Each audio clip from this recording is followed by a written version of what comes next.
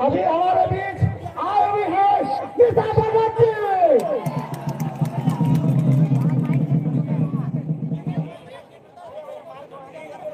और हमारे टुंडी झारखंड समिति की ओर से निशा भगत जी को एक गिफ्ट के तौर में कुछ गिफ्ट दिया जा रहा है।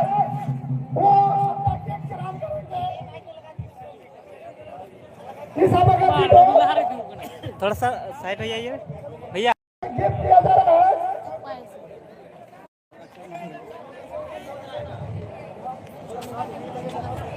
मैं हाथे को मैं इधर इधर घूम जाइए, इधर घूम जाइए, थोड़ा सा इधर घूम जाइए, इधर भैया इधर लाइव चल रहा, थोड़ा सा अभिषेकता जिंदाबाद, अभिषेकता जिंदाबाद।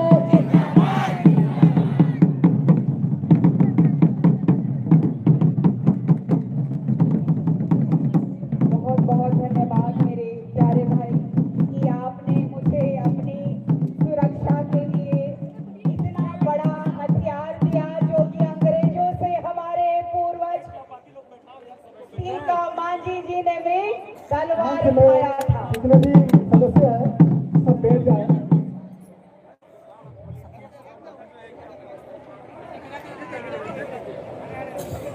कोयलांचल के वीर शहीदों की ब्लैक डायमंड शहर की धनबाद के इस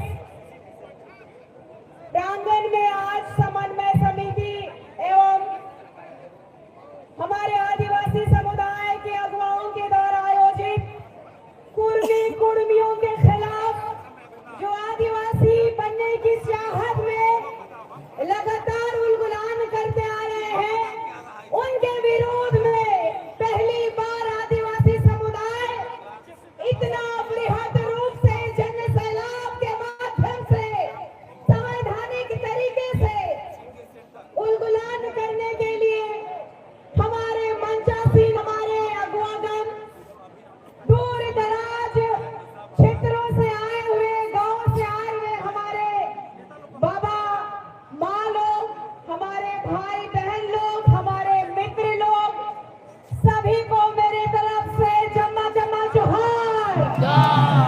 आवाज नहीं आई। ये बाहुबली लोग जो सोच रहे हैं आदिवासी क्या कर रहा है आज, और आज जो मुझे चेतावनी मिली है कि सभी समुदाय के लोग यहाँ बहुत मेल प्रेम से रहते हैं, आप आकर के इनको भड़काने का काम ना करें, तो उनको भी आवाज जानी चाहिए कि निशा भगत आदिवासी बेटी के एक हुंकार से आज झारखंड राज्य नहीं पूरा देश के आदिवासी जागने का काम कर रहे हैं। जोहार। जय आदिवासी। आज जिस कोयले की नगरी में मैं खड़ी हूँ वो झारखंड के 5th शेड्यूल के तहत आने वाला झारखंड राज्य का सबसे धनी, सबसे संपन्न, मैं तो सोचती थी कि व्हाइट हाउस सिर्फ अमेरिका में है। अभी इधर आ रहे थे तो देखे कि व्हाइट हाउस था, है कि नहीं? यहाँ कोई देखा है? देख लेना, यहाँ व्हाइट हाउस है, बड़का बड़का हवेली है। हम गरीब आदिवासी अपने मिनिमम रिसोर्सेस में जीने वाले लोग, जिनका इतिहास बहुत गहरा है, चाहे हमारा 80s के समय देख लीजिए, आदिवासी समुदाय के लोगों को ललकारने का जो काम कुर्मी समुदाय के द्वारा किया जा रहा है, तो आपके इस मंच के माध्यम से कहना चाहती हूँ, आदिवासी समुदाय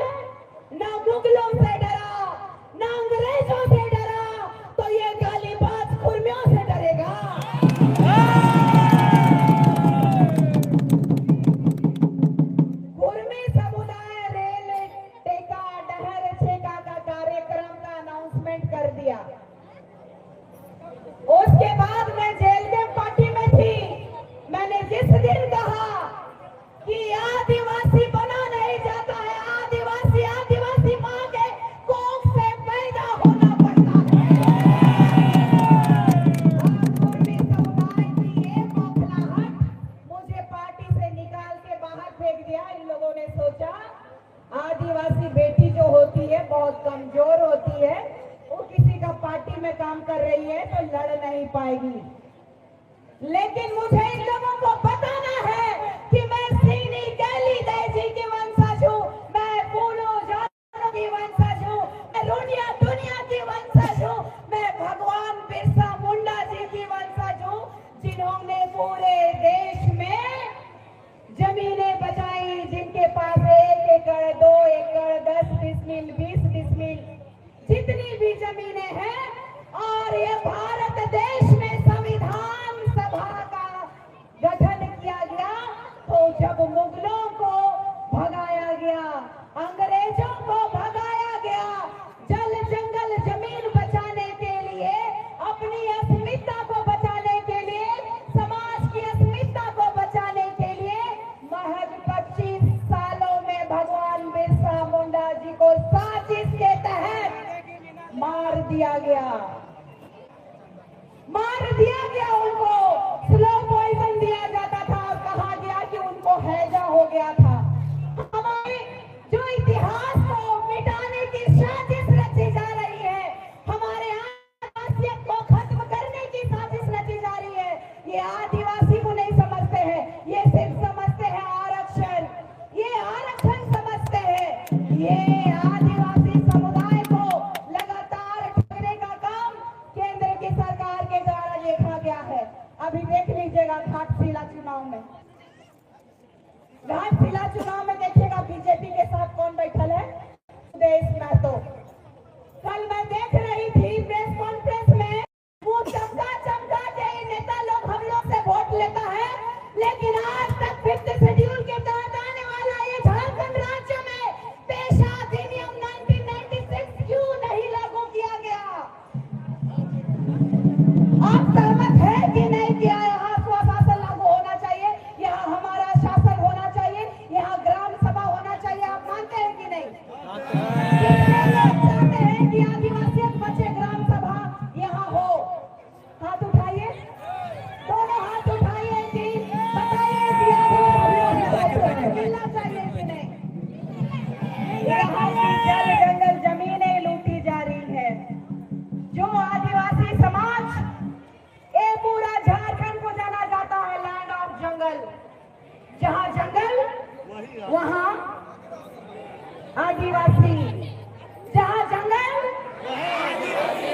इस देश का प्रथम नागरिक कौन है? इस देश का मूल नागरिक कौन है? तो ये धनबाद जैसा जगह में बाहुबली आकर के AK-47 से लेकर के हथियार चमका के यहाँ से कोयला ले जा रहे हैं। धड़ल्ले से लेके इसको स्टॉप कौन करेगा? इसको रोकेगा कौन? एक बार विधायक लोग चल जाते हैं कि भाई चेकिंग करो, वहां से पैसा आना शुरू हो जाता है।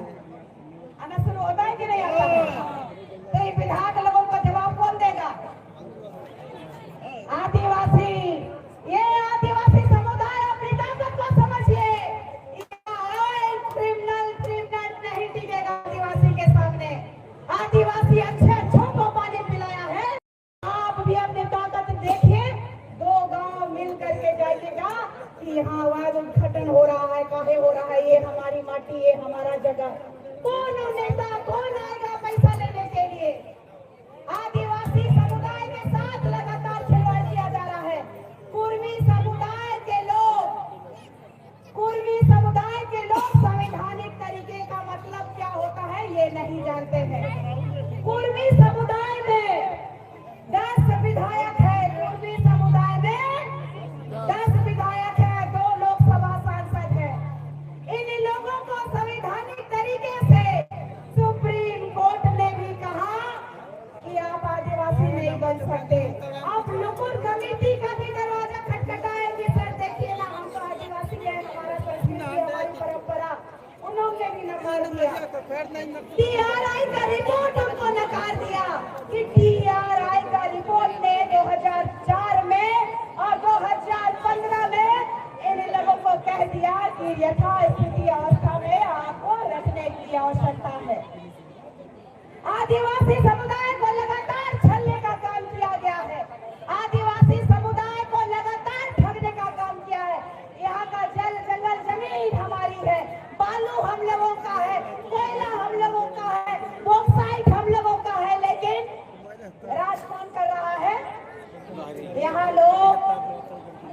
कुर्मी समुदाय के नाम से दो पार्टी लोग आपस में लड़ रहे हैं और आदिवासी समुदाय को नीचा दिखाने के लिए कोई भी संवैधानिक व्यक्ति, विधायक लोग अगर अपने कुर्मी समुदाय के लिए कह रहा है तो आपके इस धनबाद जिले से मैं सभी कुर्मी दसों विधायक को ओपन चैलेंज करती हूँ कि ये संवैधानिक राज्य है और ये देश संवैधानिक है और एक विधायक जो है किसी एक जाति से बन करके नहीं आता है, किसी एक जाति से कोई विधायक नहीं बनता है।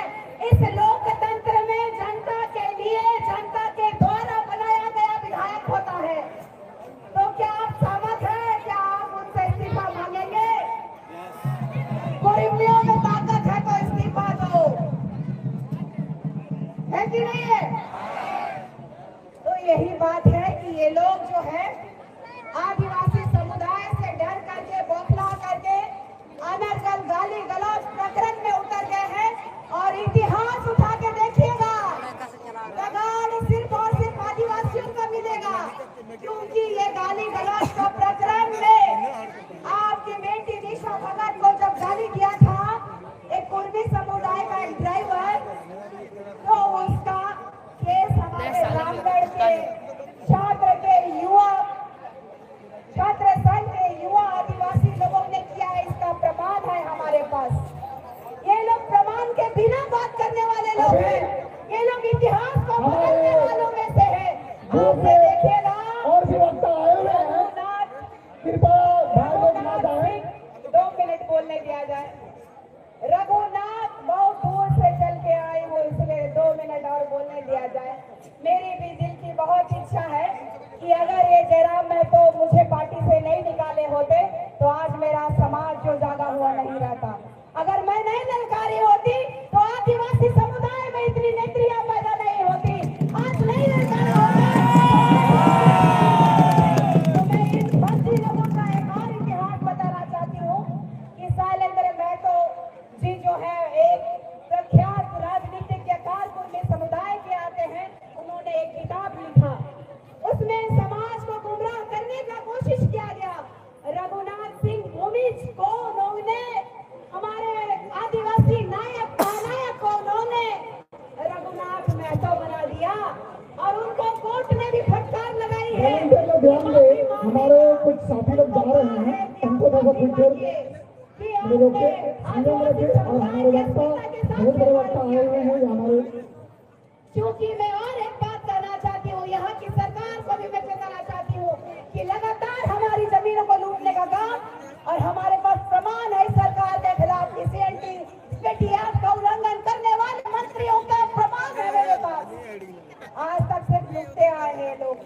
आज इनको देख लीजिए, हमारे दिशम गुरु अगर जिंदा थे तो उनका गांव नहीं बना था, उनके जाने के बाद गांव बना। तब आदिवासी समुदाय के लोगों के लिए लोग सोचेंगे राजनीतिकरण करना कब बंद होगा।